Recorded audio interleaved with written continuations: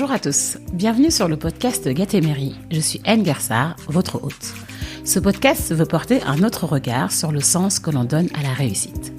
Parce qu'au fond, qu'est-ce que réussir ? À quel moment on peut se dire que l'on a réussi notre vie ?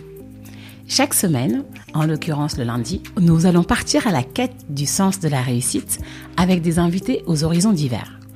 Ils sont cadres supérieurs, entrepreneurs, sportifs ou encore artistes, mais ce qui les réunit, c'est qu'ils semblent avoir trouvé leur vocation.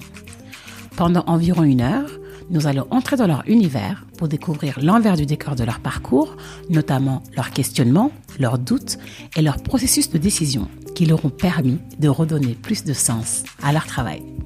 Mon objectif est que vous tiriez le maximum d'enseignements de ces échanges pour vous en inspirer et ainsi vous rapprocher de votre propre réussite. Si ce podcast vous plaît, la meilleure façon de me donner un coup de main est de mettre une note 5 étoiles sur Apple Podcast, mais aussi d'en parler autour de vous. Que ce soit à vos amis, vos collègues, sur les réseaux sociaux, bref, vous êtes mes meilleurs ambassadeurs et ça me donnera un gros coup de boost. Aujourd'hui, j'ai le plaisir de recevoir Philippe Bloch, écrivain, conférencier, investisseur et fondateur de la chaîne Columbus Café. J'ai enregistré cet épisode avec Philippe après le premier confinement et les messages véhiculés font tellement écho aujourd'hui que vous ne devez absolument pas rater cet épisode. Au-delà de son humour hilarant, Philippe nous livre des messages puissants pour surmonter cette période particulière. Et Philippe est d'autant plus pertinent sur le sujet puisqu'il a été une des rares personnes à avoir écrit sur le confinement avec son livre « Tout sera mieux après ». Sauf si on est trop con, qu'il a sorti en juillet dernier pour ne pas nous faire oublier cet événement inédit qu'on revit aujourd'hui. Avec Philippe, on a parlé de ses débuts aux États-Unis, de ses joies et déboires avec Columbus Café, de l'importance d'avoir un mindset positif pour faire face à l'adversité, de responsabilité et d'assistanat. J'ai passé un excellent moment avec Philippe, j'ai beaucoup trop rigolé pendant l'épisode, mais je ne vous en dis pas plus et vous laisse écouter ma conversation avec Philippe Bloch.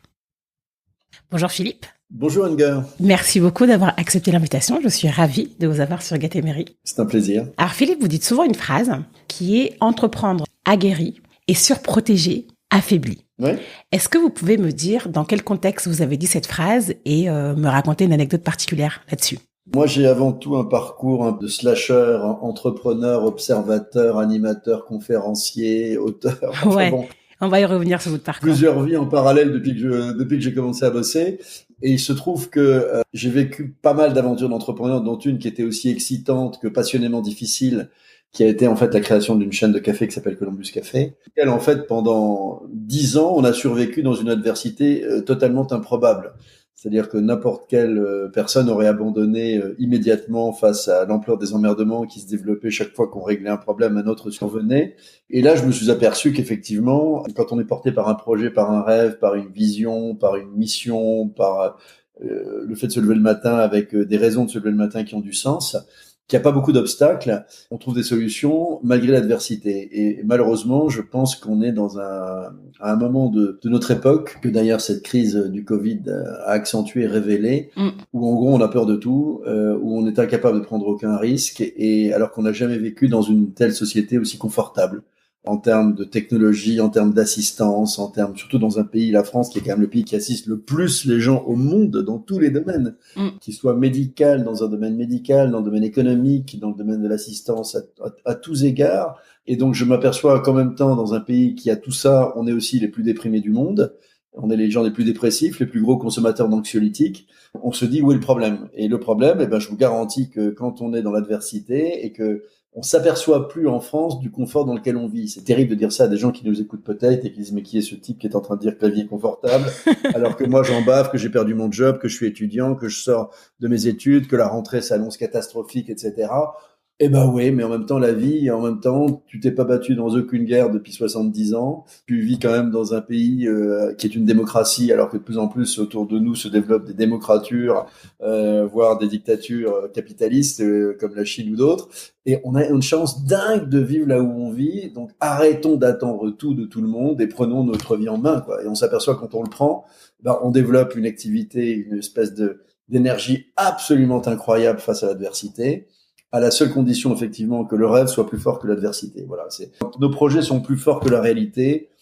je veux dire, il vaut mieux ne pas être trop assisté et prendre des risques. Et j'ai là-dessus un gros questionnement par rapport à ce qui nous est arrivé avec le Covid et notre incapacité totale cette espèce de peur de tout qui est en train de se développer me traumatise.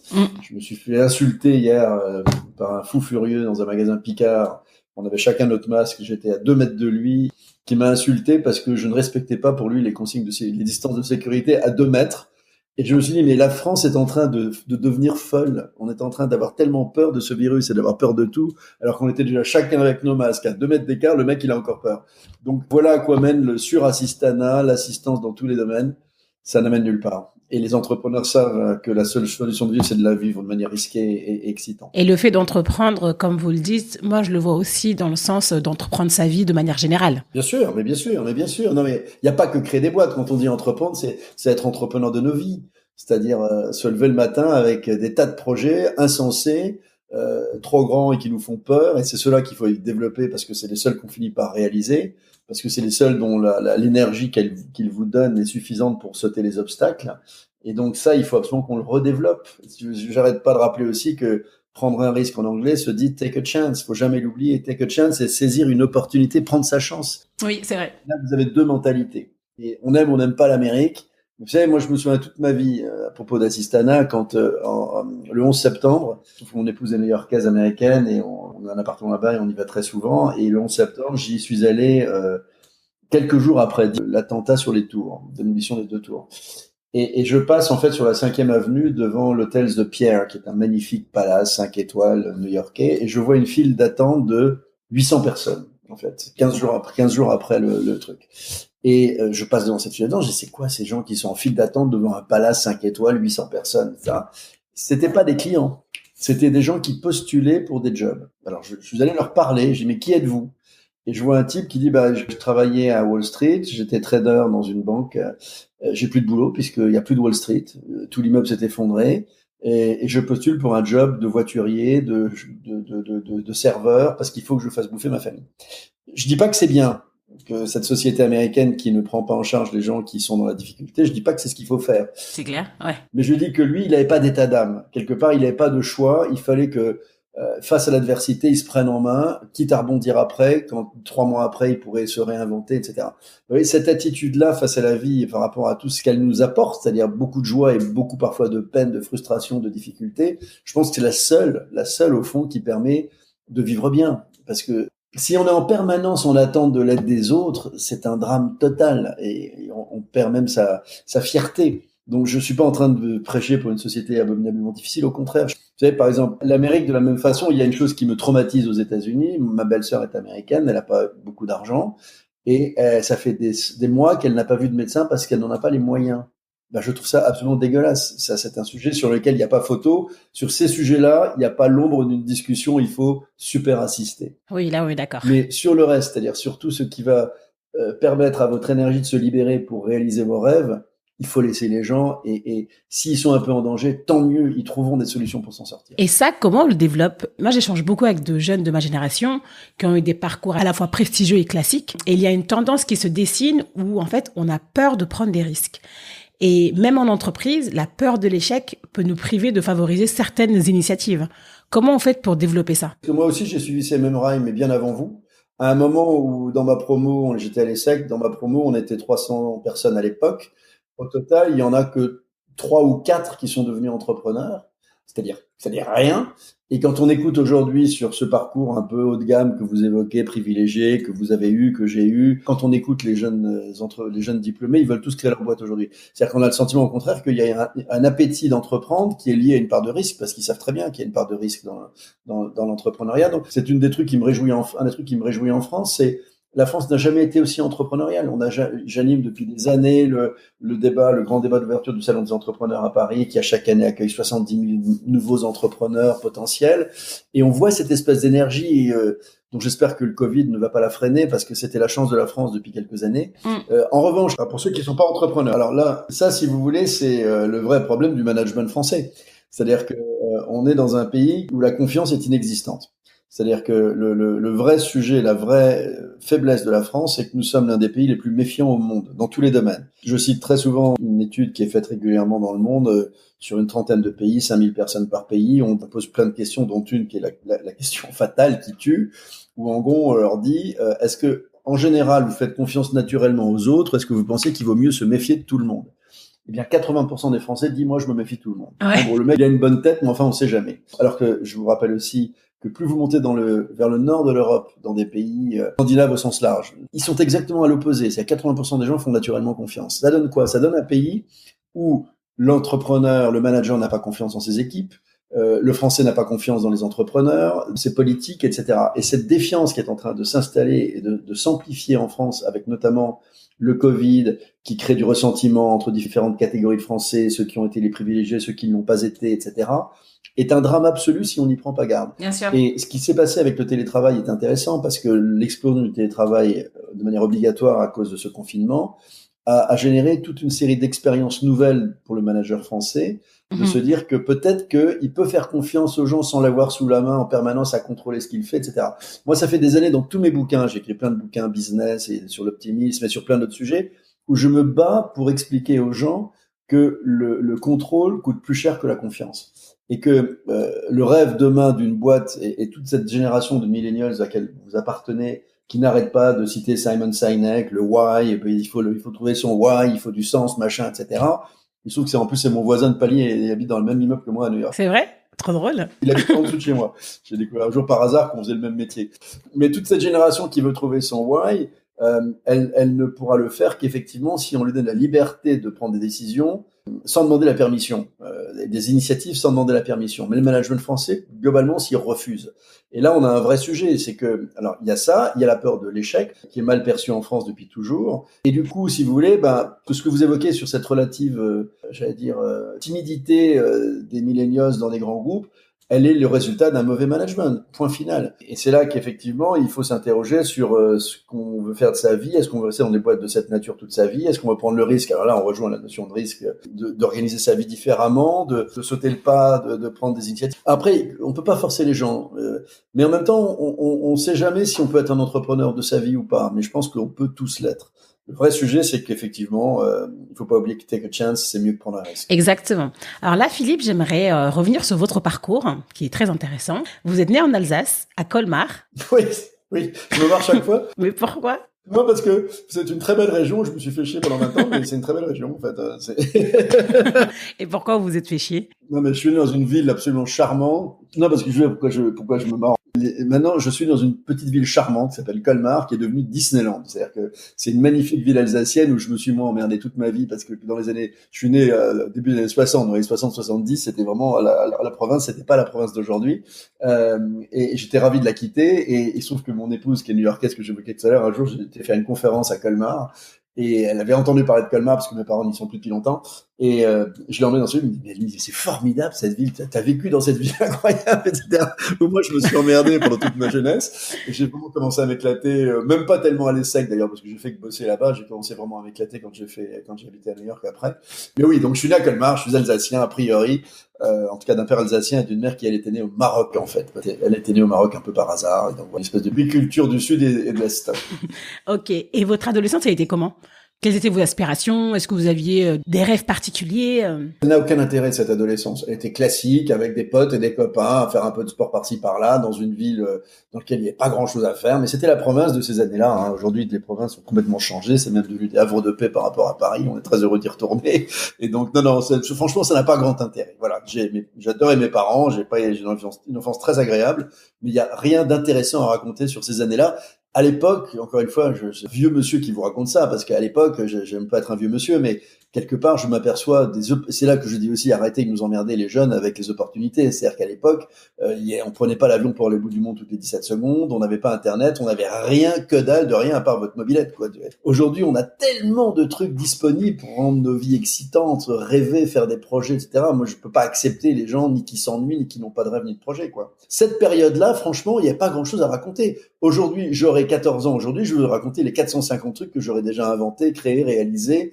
J'aurais peut-être déjà créé 3 boîtes, etc. Donc, c'est vraiment une autre époque. Donc ça n'a pas d'intérêt. Honnêtement, cette période-là, je n'ai rien d'intéressant à vous raconter sur cette période-là. Et vous avez quand même fait une prépa et une école de commerce, l'ESSEC. Pourquoi vous avez fait ce choix? Parce que j'avais aucune idée de ce que je voulais faire, comme tout le monde, quoi. Comme j'étais nul en maths, je savais que de toute façon je serais nul en maths. J'ai eu un demi à l'ESCP, donc de toute façon j'avais même pas la barre pour un truc.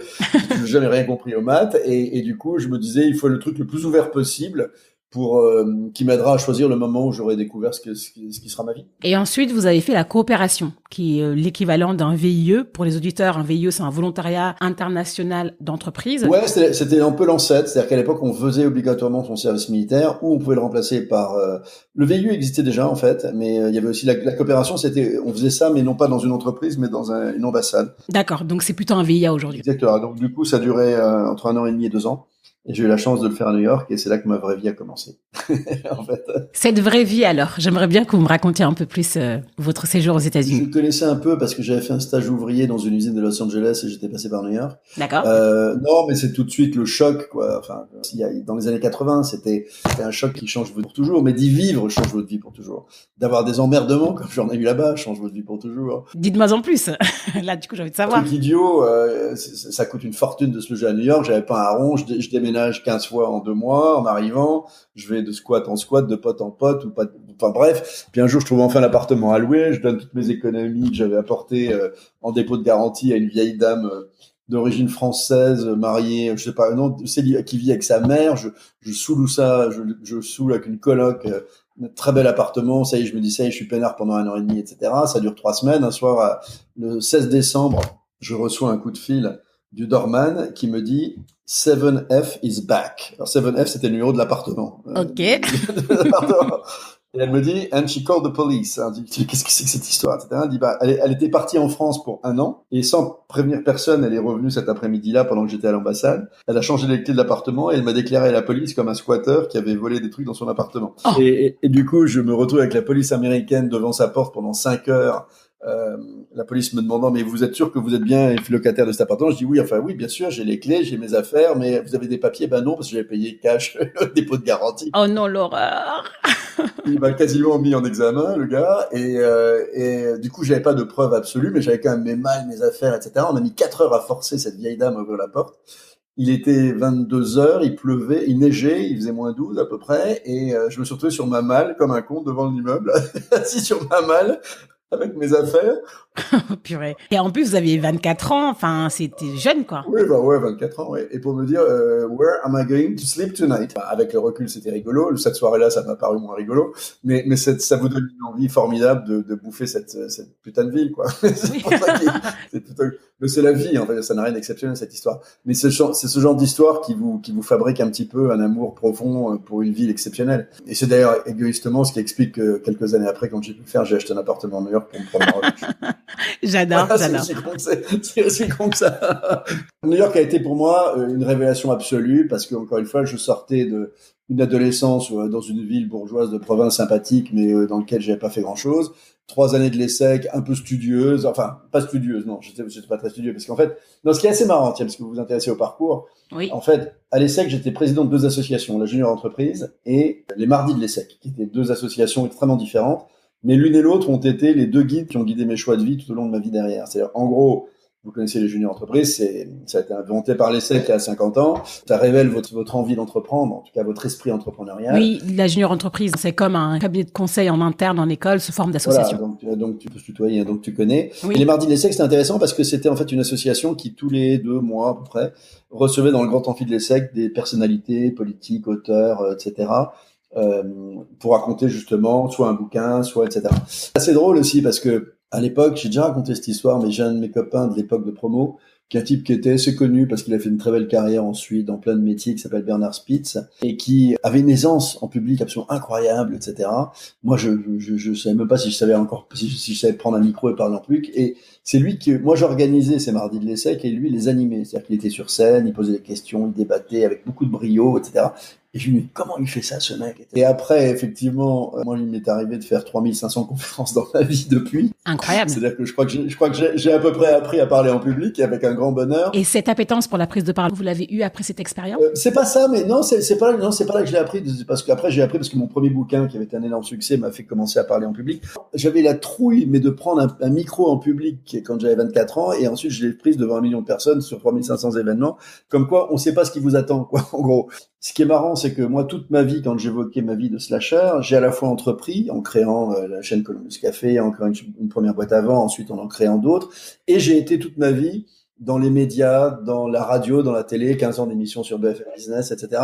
Donc c'est deux bases en fait à l'école où j'ai fait de mon mieux pour avoir mes notes et avoir mon diplôme, mais franchement ça me passionnait pas.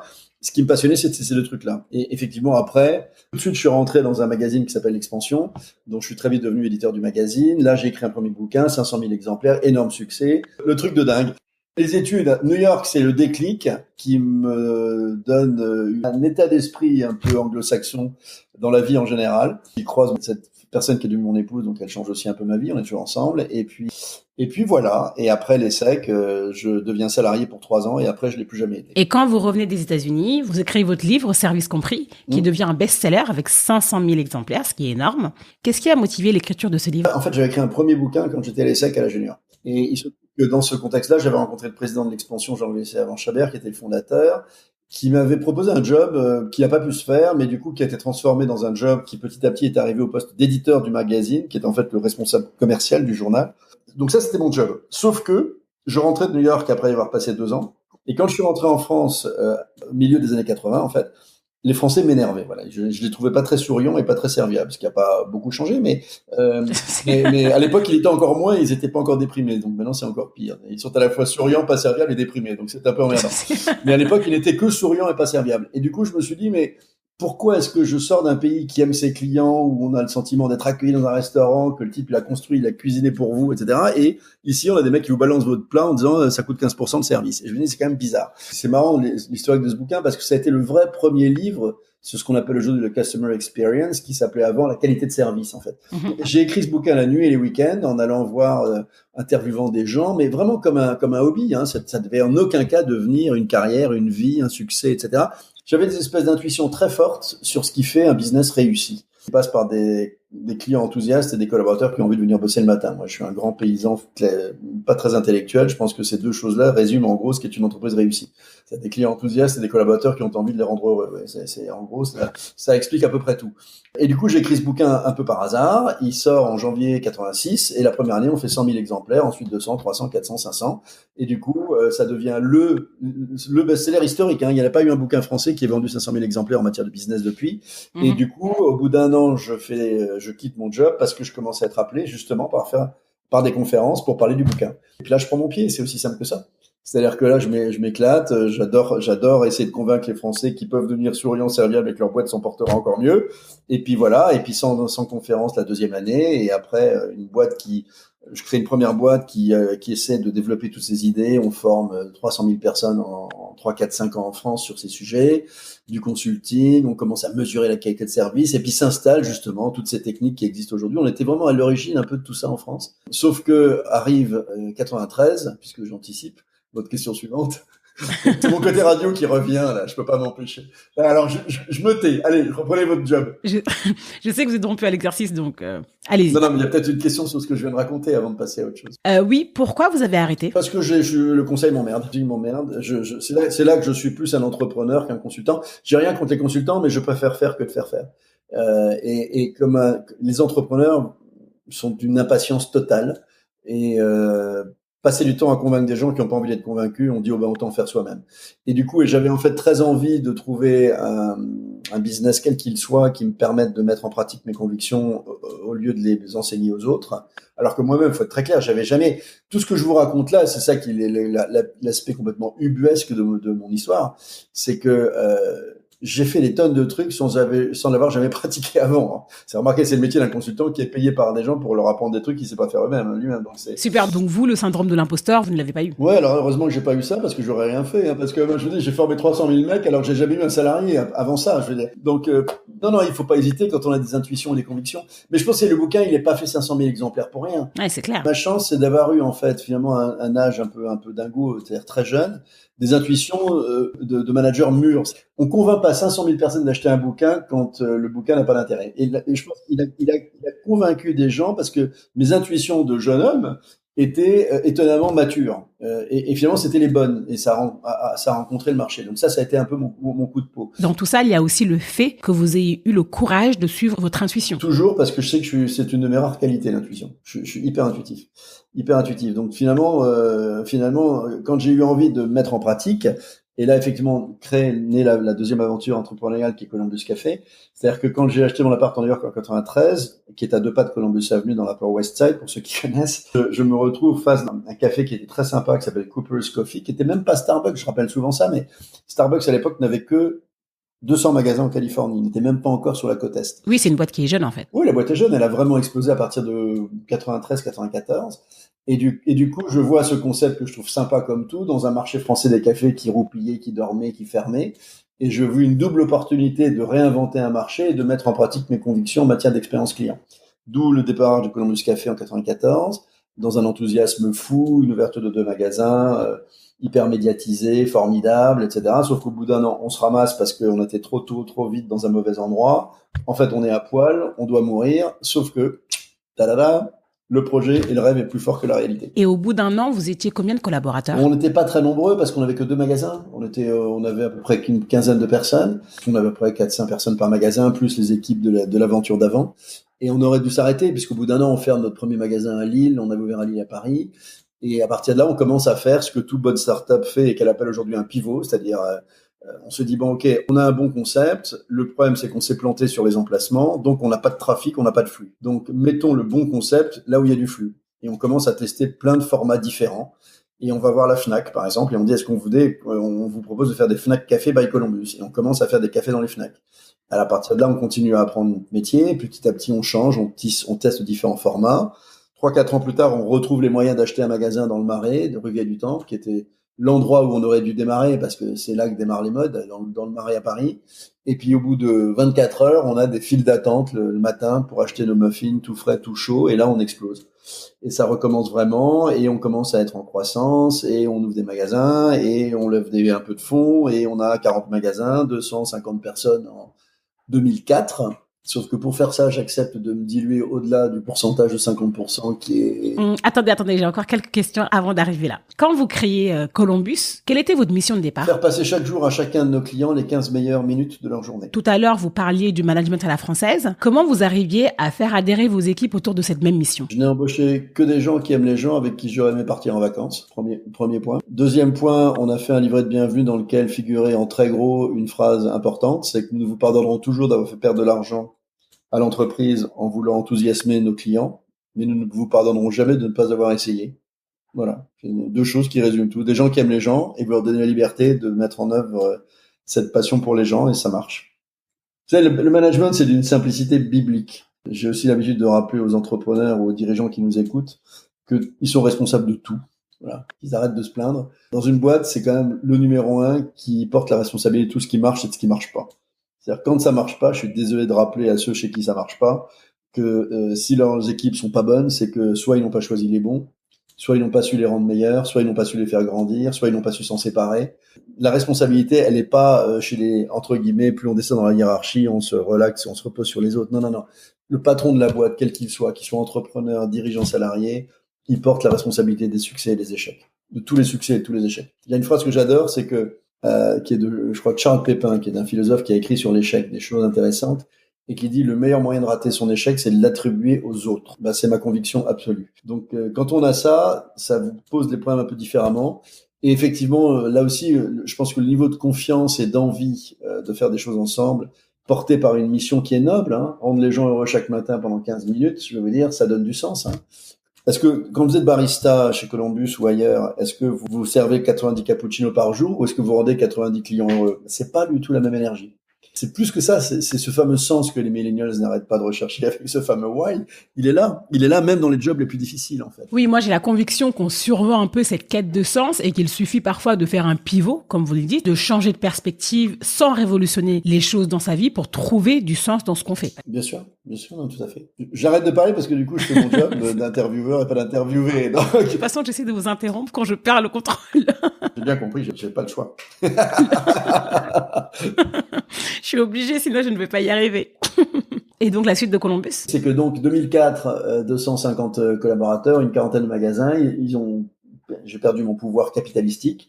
Il y a quelques tensions d'associés et les investisseurs de l'époque m'annoncent un beau matin de juin 2004 que je peux pas rendre la porte et ne pas y revenir, en gros. Et c'est un hold-up légal puisque je suis président du conseil d'administration d'une SA, donc je suis licencié révocable ad nutum, sans indemnité. Et entre-temps, ils ont changé les clés de bureau. Je ne suis jamais retourné à mon bureau. Sacrée aventure. Vous savez, dans ce podcast, je parle souvent de la notion de traversée du désert. Ce sont ces moments où on se sent seul, où on ne comprend pas trop ce qui nous arrive et on se sent vraiment déboussolé. Est-ce que vous pouvez m'en dire plus sur cette partie de votre parcours? Comment vous l'avez vécu et les ressources qui vous ont permis de surmonter cette épreuve? Alors, je peux revenir sur cet après-midi-là où, avant de rentrer chez moi, je me suis arrêté en scooter à 2 minutes à 100 mètres de la maison pour dire qu'est-ce que je fais ou qu'est-ce que je dis à mon épouse. Est-ce que je la tue éventuellement La pauvre, elle a rien fait. Vous savez, il y a un film avec Tim Seed, je crois, dans lequel on lui annonce qu'en fait il est licencié, il rentre, il tue sa femme, sa famille, tellement il a honte, etc. Est-ce que je les liquide tous, alors qu'elle avait consacré 10 ans de sa vie en termes de privation, de choses qu'on ne pouvait pas faire, etc. Ou est-ce que je dis que tout ce pourquoi elle avait accepté une forme de sacrifice est terminé et que voilà, c'est bon. Et je me suis dit qu'il y a rien de tel que d'affronter tout ça, et donc je lui ai expliqué qu'il n'y avait pas mort d'homme. Et en gros, personne ne me croit, mais c'était en fait le 24 juin, donc on était au début de l'été 2004, ou le 26, 24, je crois que c'est 24. Et en gros, 15 jours après, j'y pensais plus, et je suis passé à autre chose. J'ai eu 2 mois où je devais y penser parce qu'il fallait que je règle des conflits, des trucs lourds avec mon ancien associé et avec les investisseurs. Mais dès la rentrée, dès septembre 2004, c'était terminé. J'étais passé à une nouvelle vie. Et je me dis, je vais attendre un peu parce que j'étais crevé. Je bossais quand même 90 heures par semaine pendant 10 ans, 7 jours sur 7, sans jamais lever la garde. Et donc, je me suis dit, je vais souffler un peu. Bien sûr. Ce qui est assez agréable, c'est comme pendant le confinement. C'est la première fois de votre vie, vous étiez là, tout d'un coup, tout s'arrête. Il y a tous les rendez-vous s'annulent, tous les machins. J'ai vécu 2 confinements dans ma vie, tiens. Moi. Celui-là et le précédent. J'ai vécu la vie s'arrête 2 fois. C'est agréable pendant quelques temps, mais en fait, après, on se dit, bon, what's next? Pour ne rien vous cacher, je me suis dit, est-ce qu'il faut que je retente éventuellement de postuler pour des boîtes de dirigeants dans des groupes, etc. Mais je me suis dit, mais je suis incontrôlable comme garçon. C'est un tasan de liberté totale. Ils m'énerveront tous. J'ai une telle impatience. Je suis incapable de prendre une instruction de qui que ce soit. Enfin, c'est impossible. Même dans l'adversité, j'aurais préféré ouvrir une boutique à frites à la Bastille que d'aller bosser pour une boîte de CAC 40. Quoi, c'était pas possible. Et donc je me suis dit, attends, laisse-toi porter un petit peu. Bon, ma chance, clairement, c'était que je n'avais pas arrêté, parce que j'ai écrit un bouquin aussi. J'avais écrit un bouquin qui raconte l'histoire de Columbus Café, qui s'appelle Bienheureux les fêlés, qui a eu un succès fou, parce que j'ai raconté ces 10 années passionnantes et difficiles pour donner envie aux gens d'y aller malgré tout, en fait. Et ça a fonctionné formidablement bien. Ça a permis de créer, j'ai eu des centaines de témoignages de gens qui m'ont dit votre bouquin m'a permis de créer ma boîte parce que je me suis dit, putain, vous avez vécu tous ces trucs-là et vous êtes encore en train de dire que c'est formidable. Donc ça doit être formidable, en fait. Donc, je vais créer ma boîte aussi. Donc ça, c'est plutôt sympa. Du coup, ce bouquin a continué à générer des conférences. J'ai toujours continué parce que même pendant Columbus, je me payais assez peu pour faire tourner la boîte, mais par contre, je continuais à avoir des conférences qui me permettaient de vivre pas trop mal, malgré le fait que la boîte était encore en phase de montée en puissance. Et du coup, effectivement, j'ai été appelé par plein de gens me disant, écoute, t'as un peu plus de temps maintenant, on n'osait plus trop t'appeler, mais reviens faire des conférences. Et donc, j'ai recréé une boîte immédiatement en disant, je vais créer une espèce de société holding qui sera alimentée par des revenus de conférences pour faire d'autres choses après. Et puis, c'est comme ça qu'a démarré ma nouvelle vie, quelques semaines après, en fait. Quelques semaines après, j'ai été contacté par BFM Radio, à l'époque devenu BFM Business, qui cherchait un entrepreneur sachant à peu près parler dans un micro pour animer une émission de radio que j'ai démarré, en fait, que j'ai animé pendant 14 ans sur BFM, qui s'appelle l'entreprise BFM.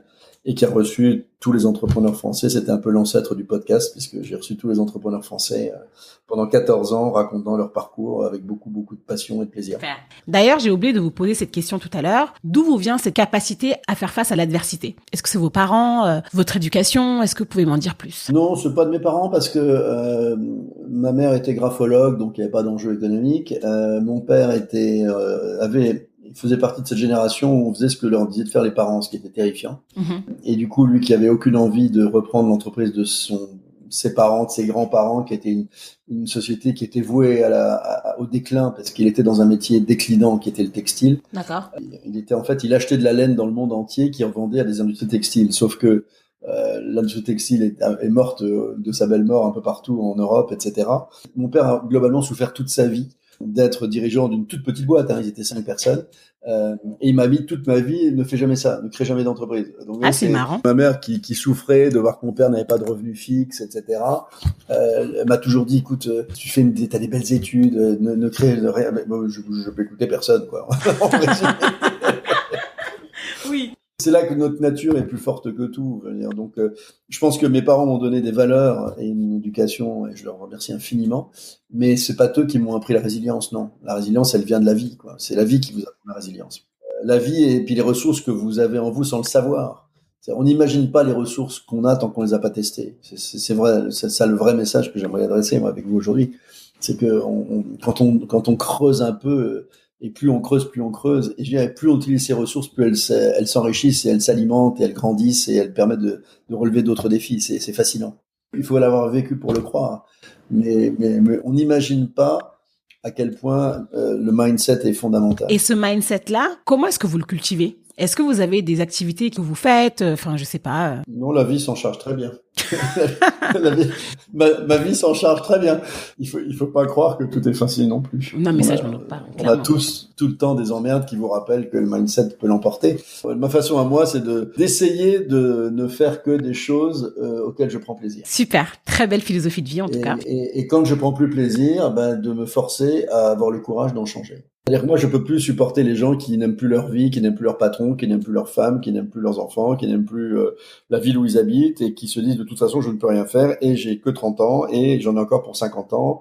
Donc, vivement la retraite pour que j'y pense un peu moins. Enfin, c'est insupportable. Oui, mais ça, c'est pas possible. Donc, ouais, mais c'est pas possible, mais c'est le cas de beaucoup de gens. Et c'est aussi l'un des objectifs du podcast, d'inspirer les gens. Je reviens sur l'une de mes autres phrases fétiches qui est pas de moi, mais qui est de Séguéla, que je cite souvent, notamment depuis mon nouveau bouquin, là, sur le Covid. On va en parler de Séguéla. On devient vieux le jour où vos regrets prennent le pas sur vos rêves. Le meilleur moyen d'entraîner son mindset positif, c'est d'éviter que jamais vos regrets ne prennent les pas sur vos rêves. Mais je pense que c'est une réalité. Hein. Je pense qu'on peut être vieux à 30 ans. Hein. Quand on est absolument convaincu que la vie qu'on n'aime pas, on est voué à la garder pour toujours, on est déjà vieux. C'est-à-dire, et vous avez des gens à 80 ans qui sont d'une jeunesse infinie parce qu'ils ont 1000 projets sans même savoir s'ils sont encore vivants dans 2 ans. Donc c'est ça, hein, le vrai truc. C'est pas autre chose. Hein. Alors, vous le disiez tout à l'heure, vous avez connu 2 pauses d'activité, l'épisode de Columbus puis le confinement. Est-ce que vous pouvez me dire comment vous avez vécu le confinement? D'un point de vue business, effectivement, moi je suis heurté de plein fouet parce que l'essentiel de mes revenus, à part mes bouquins, c'est mes conférences et mes interventions publiques, et que c'est un business qui est toujours dead. Enfin, je veux dire, aujourd'hui, on nous a quand même interdit de réunir des gens en France depuis 4 mois, 5 mois, donc l'ensemble des événements qui étaient prévus et qui sont l'essentiel de mes rémunérations et de mes revenus n'existent plus. Donc, et on n'a aucune visibilité. Il y a des trucs qui commencent à revenir à la rentrée, mais on est dans une incertitude mais totale. L'ensemble du monde de l'événementiel est dans une incertitude, panique absolue. Alors moi, je suis dans l'incertitude uniquement et moins dans la panique parce que j'ai peu de structure, j'ai pas de structure. Et donc, je peux durer un peu et m'en sortir en attendant que les choses reprennent ou qu'on invente d'autres modes d'emploi ou d'autres modes de réunion, ce qui est en train de se faire un peu partout. Mais quand on a des structures dont des tels métiers avec des équipes, etc., même si on est sous perfusion du gouvernement, avec du chômage partiel, des machins, c'est les mecs, ils ont un peu froid dans le dos en ce moment quand même. Hein. Donc, c'est compliqué. Bien sûr. Et vous avez profité de ce moment de répit, entre guillemets, pour écrire votre nouveau livre. Ça sera mieux après. Sauf si on est trop con. Est-ce que vous pouvez me dire quel a été le déclic pour l'écrire et le message que vous vouliez faire passer? Alors, le déclic est venu de l'obligation de n'avoir rien à faire, comme tout le monde, et du choix que j'ai eu à faire entre Netflix ou un truc plus intelligent. Et beaucoup de personnes ont choisi Netflix. Hein. J'adore Netflix. Mais une fois que j'ai fait toutes les shows que j'avais envie de terminer, que j'avais pas le temps de terminer, je me suis dit, bon, est-ce que je continue comme ça? J'aurais pu dire 10 ans. Moi, Netflix, je pourrais très bien passer 10 ans sur un canapé à regarder des conneries, j'adore. Il y a aucun sujet. Mais je me suis dit, c'est peut-être pas le truc le plus utile. Il se trouve que pour des raisons familiales, mon épouse a dû rester à Paris. Moi, j'ai dû venir en province pour m'occuper de ma mère qui est assez âgée, assez malade. Du coup, j'avais énormément de temps libre. Et comme j'aime écrire, je me suis dit, mais il est en train de nous arriver un truc de fou, unique dans l'histoire de l'humanité. 3 milliards d'individus qui sont obligés de rester chez eux quasiment en prison avec un avenir totalement incertain. Il va en sortir des tonnes de trucs et on ne peut même pas imaginer ce qui peut sortir d'une telle aventure. Et du coup, à mesure que des débats commençaient à se lever, des articles commençaient à s'écrire, des sujets commençaient à arriver sur la liberté, la mondialisation, la consommation, l'écologie, tout ça a émergé dans ma tête et je me suis dit, tiens, et en même temps, il y avait un autre truc qui était en train d'arriver, c'est qu'il y avait un peu deux clans, des gens qui disaient ça va tout changer, et des gens qui disaient il se passera rien parce que de toute façon après ça il se passe toujours un retour en arrière comme avant, en rappelant qu'après le 11 septembre rien n'avait changé, qu'après les attentats 2015 rien n'avait changé, etc. Moi j'avais la conviction exactement opposée, que tout allait changer, mais qu'il y avait des risques que l'on oublie trop vite et que l'on ne prenne pas les bonnes décisions sur ce qu'il fallait changer. D'où le titre. Voilà, d'où ce titre qui effectivement, ce sera mieux après, parce que ça, c'est ma posture fondamentalement optimiste dans la vie. Je préfère qu'après cet épisode, tsunami, catastrophe, crise, appelons-le comme vous voulez, il se passe des choses positives sur tous ces sujets-là. Parce que le bouquin est construit autour d'une 14 grands chapitres qui sont autant finalement de choix. C'est-à-dire que le bouquin est construit sur quelque chose versus quelque chose d'autre. Ce qui veut dire aussi d'ailleurs que on va devoir faire des choix parce qu'on pourra pas tout avoir. Oui. Et d'où effectivement le titre, ce sera mieux après. Donc ça, c'est la version positive. Mais le sous-titre, sauf si on est trop con, pour expliquer que on serait vraiment trop con de ne pas profiter de cette pause pour réfléchir, pour prendre des bonnes décisions, pour repenser un certain nombre de dysfonctionnements dans la société, dans l'économie, dans tous les sujets de nos vies collectives et personnelles. Et le bouquin, je l'ai écrit donc très vite, puisque j'ai commencé le 22 mars, dès que je suis arrivé ici où j'étais confiné. J'ai terminé fin mai et le bouquin est sorti le 2 juillet en librairie. C'est un beau message, surtout le fait de pouvoir changer les choses à notre petite échelle. Bien sûr. Oui, mais ce qui est assez marrant d'ailleurs, c'est qu'on s'est aperçu finalement qu'en étant égoïste et en restant chez nous, on pouvait avoir une influence sur le destin de l'humanité. Oui. C'est-à-dire que cette crise, elle a révélé quand même énormément de choses, bien ou mal d'ailleurs, sur beaucoup de nos enjeux. Et je crois que les gens négligent en ce moment complètement. Je pense que pour l'instant, personne n'a rien compris, pour être sincère. C'est-à-dire que tout le monde pense que parce que les plages sont pleines, que les gens sont revenus dans les cafés, que tout est revenu comme avant, mais ils oublient que sous la terre, il y a ce qu'on appelle des plaques tectoniques qui créent des tremblements de terre et on les voit qu'une fois qu'elles ont terminé de bouger. Et ben, je pense que c'est en train de se passer en dessous de nous sur tous les sujets du bouquin. C'est-à-dire sur tous les chapitres du bouquin, il y a des choses majeures qui sont en train de se passer, qui vont exploser dans les mois et les années à venir. Et là, les gens verront que ça a été véritablement le début du XXIe siècle. C'est-à-dire, ma conviction, c'est que cet épisode, c'est pas la Seconde Guerre mondiale, la Première Guerre mondiale qui a été le début du XXe siècle, mais c'est une forme pas de guerre, mais d'événement sismique qui est équivalent à la Première Guerre mondiale pour ce siècle. C'est-à-dire que le siècle ne sera pas le même, n'aurait pas été le même s'il n'y avait pas eu cela. Et ça, je pense que c'est vraiment intéressant du coup de s'interroger. Et le bouquin, alors ça peut paraître extrêmement prétentieux, je le conçois très bien si les gens me font ce reproche d'avoir écrit très vite sur un sujet sur lequel on est encore en plein dedans sans même savoir si ça va revenir. Mais je pense qu'en gros l'essentiel est dans le bouquin, vraiment, je pense sincèrement, et que si on le relit dans un an, il servira un peu de devoir de mémoire. C'est-à-dire que on pourra se rappeler, parce que justement, je l'ai écrit pour qu'on n'oublie pas ce qu'on a ressenti à ce moment-là, les questions qu'on s'est posées pendant ces semaines-là. Parce que si on risque de les oublier, je le conçois parfaitement qu'on ait envie d'oublier. Parce que moi, honnêtement, tu sais, il y a une phrase que je déteste, parce que j'avais écrit aussi un bouquin qui s'appelait Ne me dites plus jamais bon courage. Et un bouquin que j'aime bien parce que c'est toutes les phrases à la con du quotidien déprimant des Français. Bon courage le matin, ça ne marchera jamais, le problème c'est que c'était mieux avant, etc. Et cette phrase c'était mieux avant, je la déteste. Je déteste les gens qui pensent que c'était mieux avant, parce qu'ils considèrent que ça y est, il n'y a plus rien à inventer, qu'on vit au Moyen-Âge, alors que, ouais, on vit une époque prodigieusement excitante. Enfin, faut quand même le rappeler aux gens qui doutent. Et cette phrase, je la déteste, et pour autant, je dois vous dire que honnêtement, c'était mieux avant, si on y réfléchit en ce moment. C'est vrai. C'est-à-dire que moi, je supporte plus ce masque. Je ne supporte plus de plus pouvoir lire un bouquin avec le masque dans un avion. On m'impose d'avoir un truc. Je supporte plus ce fou furieux hystérique qui m'a insulté chez Picard l'autre jour parce que j'étais à moins d'un mètre de lui. Enfin, c'est un fou furieux. Non, mais ce confinement, il faut qu'il nous soit utile. Voilà, parce que moi, vous m'évoquiez le message que je voudrais garder sur ce bouquin, c'est que je trouverais désastreux que tant de choses aient été détruites, de valeurs économiques, d'entreprises qui vont déposer le bilan, de jobs perdus, de vies brisées, de couples qui se sont séparés, de morts évidemment, je parle pas de ça, mais c'est l'évidence, pour qu'on n'en tire pas des leçons et qu'on se dise, allez, on ferme le chapitre et on passe à autre chose. Non, il ne faut pas qu'on passe à autre chose. Il faut impérativement qu'on s'interroge sur la mondialisation, nos libertés, la data, la morale, l'éthique, l'écologie, où est-ce qu'on veut vivre demain.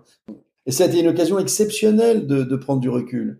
Et c'est là que je caricature, et je le répète, j'adore Netflix et ce type me fascine, qui a créé Netflix, parce que voilà un type qui ne me connaît pas, il me connaît mieux que mon épouse en termes de goût, il sait mieux que moi. C'est clair. Il sait mieux que mon épouse 30 ans après ce que je préfère et ce que j'aime à la télé, donc c'est quand même dingue. Il a un talent fou ce garçon, mais il y a d'autres choses à faire que de regarder Netflix en ce moment, quoi. Il y a trop de choses qu'il faut qu'on fasse bouger et qu'on repense. Super. Comme vous le disiez en début de notre conversation, vous êtes entrepreneur, conférencier, business angel et auteur. Ouais. Je parle souvent de la notion de sweet spot dans ce podcast. Ouais. C'est cet endroit idéal où on se sent à notre place. Donc, Philippe, est-ce que vous pouvez me dire en quoi vous vous sentez à votre place avec ce que vous faites aujourd'hui? C'est difficile, mais c'est drôle parce qu'il y a eu un papier dans l'Express sur mon bouquin, là, ce sera mis après, sauf sur notre compte, il y a 3 jours, qui dit que je suis plus passeur que penseur. D'accord. Ça m'a un peu interpellé. Mais je pense qu'il a raison, Emmanuel Le Chip, qui a écrit cet article, parce que depuis 35 ans, finalement, depuis Service Compris, et je vous dis, je suis intervenu physiquement devant plus d'1 million de personnes à travers ces 3500 interventions un peu partout en France, en Europe ou ailleurs. Et à travers des bouquins, à travers les émissions de radio pendant 15 ans, le sous-titre de mon émission, c'était l'émission qui donne envie d'entreprendre. C'est pas très original, mais elle avait cet objectif. Et donc, effectivement, toutes ces années, j'ai tenté de faire passer des idées d'énergie, d'enthousiasme, d'envie, d'optimisme, d'énergie entrepreneuriale, de prise de risque. Et je pense être à ma place quand je reçois, en gros, tout au long d'une année et de chaque jour, j'ai un témoignage de quelqu'un qui m'explique qu'il a créé sa boîte parce qu'il a lu le bouquin, parce qu'il a entendu telle chose, parce qu'il a écouté une conférence, parce que... Et on se dit que si on arrive à donner l'énergie qu'on trouve au fond de soi, qu'on n'a pas toujours, hein, faut reconnaître que il y a des moments, quand vous faites 120 interventions par an, qu'il fait froid, que vous avez pris 7 heures de TGV à la con, il y a du verglas, que vous avez des gens qui ont l'air tristes dans la salle, vous n'avez pas toujours envie d'y aller, et vous devez repartir avec l'envie qu'ils se lèvent, qu'ils s'explosent en disant « Ah putain, vous m'avez donné la pêche ». Bah, parfois, c'est dur. Hein. C'est un vrai job. Enfin, c'est pas simplement comme ça du showbiz, on monte sur scène, on prend un micro, on se barre. Il faut préparer, il faut donner envie, mais cette espèce de bonheur de donner de l'énergie, de redonner des rêves à des gens qui en avaient moins. Il y a un truc qui est génial avec l'émergence des réseaux sociaux, c'est que quand j'écris mon premier bouquin, à l'époque, impossible de contacter un auteur. Ils mettaient pas de coordonnées, les éditeurs ne mettaient jamais de contact avec les auteurs. Aujourd'hui, n'importe quelle personne qui veut m'appeler dans la demi-heure ou la seconde où ils ont écouté notre podcast, ils peuvent m'appeler, je leur répondrai, que ce soit sur n'importe quel média. Du coup, moi, je reçois des trucs incroyables.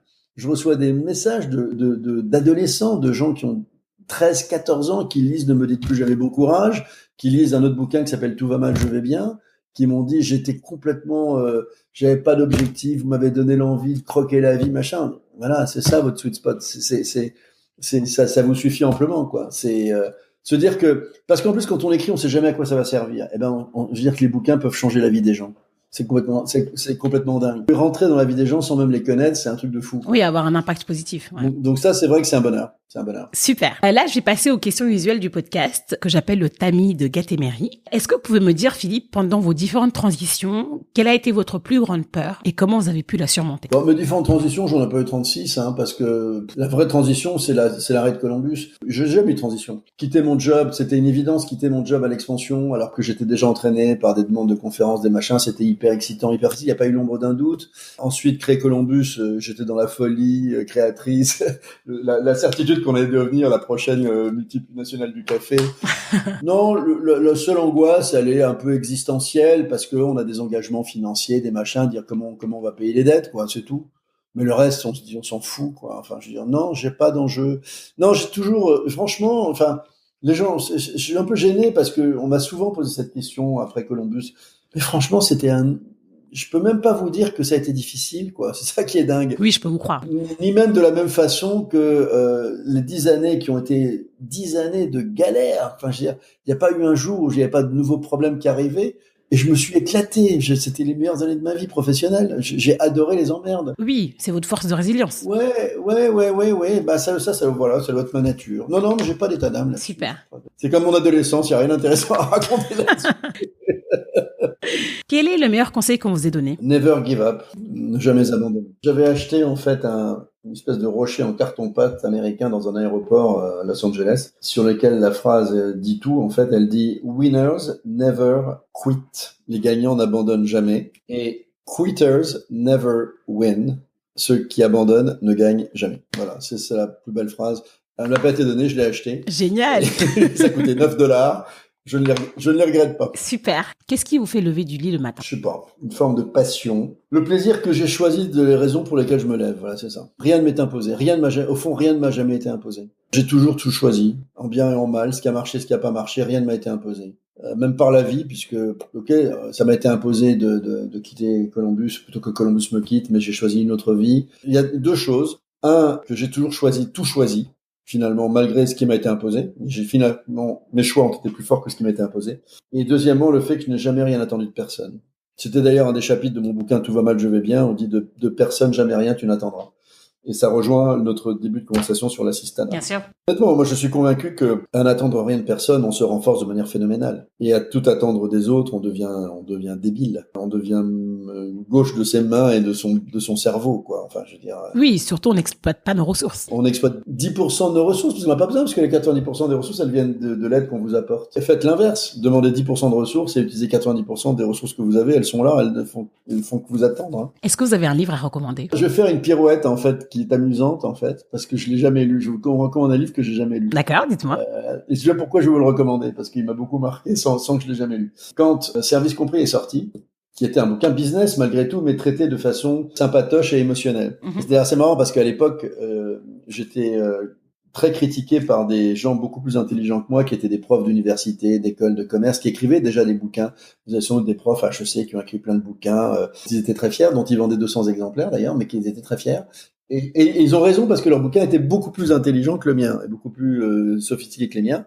Mais quand le bouquin Service compris est sorti, toute cette catégorie d'auteurs très talentueux, et ils le sont talentueux, je le répète, mais qui ont une cible plus limitée, parce que moi, mon public, c'était de convaincre la France. Et du coup, on était critiqués par eux pour être ce qu'ils appelaient de la littérature de gare. Ils disaient, c'est pas du business, c'est de la littérature de gare. Moi, j'étais très fier d'avoir fait de la littérature de gare. Bien sûr. Et ce qui est marrant, c'est que quand ce bouquin est sorti, tout le monde, j'ai eu ça, mais je vous plaisante pas, 3000 personnes dans ma vie m'ont dit, votre bouquin, j'ai adoré, il m'a fait penser au livre Comment se faire des amis de Dale Carnegie. Ah, Dale Carnegie, oui. Ce qui est un best-seller historique, c'est comme la Bible. Hein. Il y a la Bible et puis il y a Dale Carnegie, Comment se faire des amis. Et c'est drôle parce que au fil des années, ça fait 30 ans que je me promets de lire un jour ce livre dont on m'a toujours dit qu'il était la copie collée de mon bouquin à moi, mais qui a rien à voir. Oui, je trouve qu'il n'a rien à voir. Parce que Dale Carnegie, il y a pas l'ombre d'un business, mais il y avait une attitude, un état d'esprit, un mindset en fait. Donc c'est pour ça que c'est un peu atypique de recommander un bouquin qu'on n'a jamais lu comme un livre de chevet, mais je pense que c'est une bonne idée de lire ce bouquin et un jour je vais vraiment m'y mettre. Ah ouais, c'est un superbe livre. D'ailleurs, c'est la deuxième fois qu'on le recommande dans ce podcast. Le premier à l'avoir fait, c'est Philippe Gabillier, que vous connaissez certainement. Bien sûr, c'est un très bon pote. Bah voyez, on est deux optimistes et deux membres du même club des optimistes. Absolument. Qu'est-ce que la réussite pour vous? Être heureux le matin. Être heureux le matin, être heureux de se lever sans se poser de questions majeures. Et si on s'en pose, changer de vie. Très pragmatique, j'adore. Bah oui, non mais attendez, arrêtons des conneries. Alors, je vais vous demander un mot de la fin, un conseil pour celles et ceux qui se posent des questions sur le sens de leur travail, de leur vie, etc. N'attendez pas d'en changer si vous n'êtes pas heureux. Vous commencez à être vieux. Être vieux, c'est, je le répète, avoir plus de regrets que de rêves. Si vous n'aimez plus votre vie, vous êtes convaincu que vous allez la supporter pendant encore X années, vous êtes déjà, c'est la fin de votre vie, là. C'est la fin. Oui, ça y est, c'est entamé. C'est entamé. Et puis, arrêtez de vous dire, j'ai pas fait la bonne formation, j'ai pas d'amis, j'ai pas de moyens, j'ai pas de mec qui est riche à côté de moi pour financer ma boîte, j'ai pas le bon âge, j'ai pas les bons copains, j'ai pas les bons réseaux, mais créez tout ça, partez de ce que vous avez, prenez vos ressources, aimez les gens, faites-vous un projet de dingue qui vous fout les jetons, qui vous fait peur, et vous allez voir que je me souviens toute ma vie d'avoir entendu plusieurs fois une conférence David Douillet qui explique comment il est devenu champion olympique et champion du monde. Il dit parce que je l'avais décidé. Et mes copains qui voulaient devenir champions du département, ils ont arrêté le judo parce que leur rêve n'était pas assez puissant. Moi, l'idée de rêver de chanter la Marseillaise sur la dernière marche du podium des Jeux Olympiques, c'est ça qui m'a fait devenir champion olympique. Point final. Et ça suffit. Évidemment, dream big. Mais surtout, ne vous contentez pas d'une vie que vous n'aimez pas. Vous allez devenir des gens insupportables. Et vous allez devenir toxiques. Et c'est vous qui avez commencé à dire aux autres, ça ne marchera jamais, cette phrase abominable. Et bon courage. Alors, bon courage, j'en parle même pas. Ça, c'est exclu définitivement du vocabulaire. Et si les auditeurs veulent vous suivre, ils pourront le faire où? Instagram et LinkedIn et Twitter. Je suis sur tous ces trucs-là, mais c'est vrai que d'abord, c'est extrêmement chronophage d'être partout. Comme vous le savez, c'est un vrai boulot, les réseaux sociaux. Donc, j'essaie de limiter à l'essentiel, mais de toute façon, j'ai un site web qui est philippebloch.com sur lequel ils ont mon adresse mail, ils ont tout, donc il n'y a aucun problème. Avec grand plaisir. Ok, je mettrai tous vos livres en note de l'épisode. Ah oui, et puis tiens, j'en profite pour un scoop. Dites-moi. Une grande première pour moi, ce sera mieux après, sauf si on est trop con, je viens d'en faire un audiobook. Ah, génial. Donc il existe en version audio maintenant. Lu par l'auteur. Trop bien. Si l'heure que vous venez de passer avec moi vous a pas trop emmerdé, vous pouvez éventuellement tripler la mise, voire quintupler la mise, parce que je crois qu'il y a à peu près 5 heures d'édition. 220 pages, lues avec passion par un auteur acteur studio que je suis devenu à cette occasion. Voilà. Et franchement, les livres audio, quand ils sont bien lus, c'est très agréable. Moi, j'en écoute souvent. Parfois, il y a juste des livres américains qui sont traduits et donc la voix peut être soporifique. Mais avec vous, je pense que ça sera bien. J'ai fait un effort parce que je parle très très vite et là, je me suis vraiment posé, j'ai posé ma voix. Acteur studio. Acteur studio. En tout cas, merci beaucoup, Philippe. Merci à toi. On se tutoie, on se voit. Moi, je tutoie tout le monde d'habitude, mais je suis très impressionné par toi, donc. Ah non. En tout cas, c'est très gentil d'avoir pris le temps de partager tout ça avec nous. C'est un plaisir. À très bientôt à tous et merci à toi, Edgar. Merci beaucoup, Philippe. Au revoir. À bientôt, bye. Merci pour votre écoute. J'espère que cet épisode vous a plu. Vous trouverez toutes les références dont on a parlé sur les notes de l'épisode. Et si vous voulez continuer à nourrir votre curiosité, en plus de ce rendez-vous hebdomadaire, je vous invite à nous suivre sur les réseaux sociaux, Instagram et LinkedIn de préférence, avec le pseudo @gatemery. Mais aussi à vous inscrire à la newsletter via le site www.gatemery.com pour recevoir du contenu divers toutes les semaines. Dernière chose, super importante pour moi, c'est de m'aider à faire connaître ce podcast en mettant une note 5 étoiles sur Apple Podcast. Pourquoi Apple ? Parce que ça permet aux auditeurs de découvrir le podcast plus facilement. Si vous n'avez pas iTunes, pas de problème. Partagez le podcast à 2-3 amis. Peut-être que ça pourra les aider et vous me soutiendrez par la même occasion. N'oubliez pas de vous abonner à votre plateforme d'écoute préférée pour ne pas rater les prochains épisodes. Portez-vous bien et je vous dis à la semaine prochaine.